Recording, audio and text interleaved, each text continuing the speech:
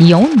Isa na namang ulam na hindi ka magigilty, masarap pero yummy. Parang ikaw. Ay, chicken thigh fillet with mushroom gravy. Naku, pihadong winner ka na naman, mommy. Ang dali lang niyang gawin. Ang simple lang ng mga ingredients pero sobrang sarap. Sarap. Meron ako ditong mga 1 kilogram chicken thigh fillet. Siyempre wala nang buto yan. At nagpalit na nga ako ng damit dahil naalibadbara na ako dun sa isa. Bitaw tiyan, mami, nag-iinarti. Salt. Marinate ko na nga din ito para mas malasa. Pepper. Pwede na yan, pero kung extra ka, yung mga paborito mong herbs and spices, pwede mong gamitin. Cumin powder. Chinese 5 spice. Sanggala. Woo! Oyster sauce. Honey. Sana may honey. Kung walang honey, pwedeng sugar. Diba? Walang makakapigil sa'yo para maluto mo to. Garlic. Okay lang may balat kasi matatanggal din siya habang ginagadlad. Mekos-mekos.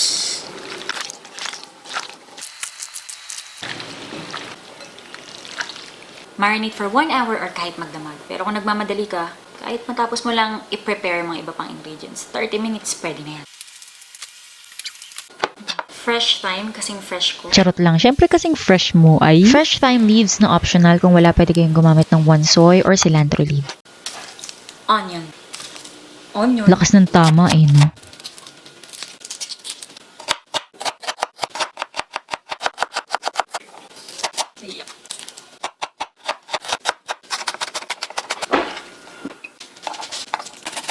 Kabote.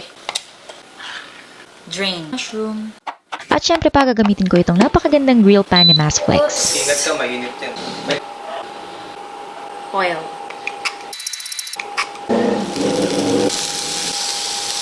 Pan-fry the chicken thigh fillets for 46 minutes on each side. Pero syempre, depende pa din sa laki at taba ng inyong mga manok. Naku, pagkaganda ng grilled marks talaga naman. Don't worry, if wala kayong grill pan, pwede naman yung inyong mga regular na frying pan.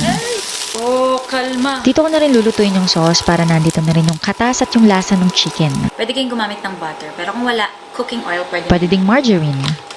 Hinaan natin ang apoy. Ihulog na natin yung sibuyas, pula at puti pinagsama ko ng para bongga. Shiitake and mixed mushrooms yung ginamit ko, kaya ang bahala kung anong trip nyo. Hulog na rin natin yung garlic. For the sauce, paghaluhuluin natin ng 2 to 3 cups water, depende kung gaano kadaming sauce ang gusto nyo. 2 tablespoons soy sauce, gamit ko ay Licom Key Premium Soy Sauce. Buchanan.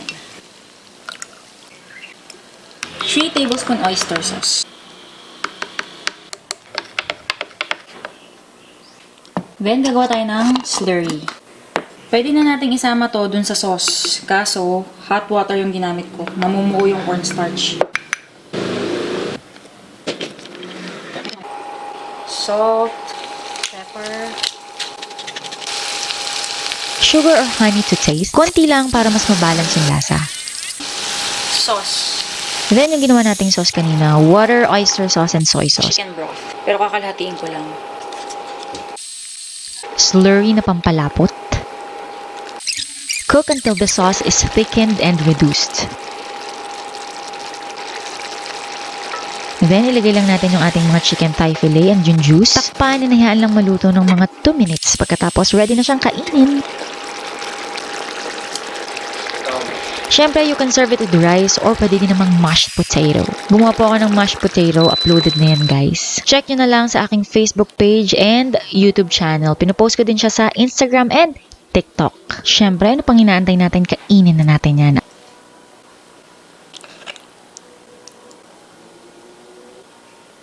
Ako nga pala ang inyong kusinerang ininyara, Jane Agustin Silvestre. See you in my next vlog. Galing. Sarap. Hindi, mainit. Sarap, diba?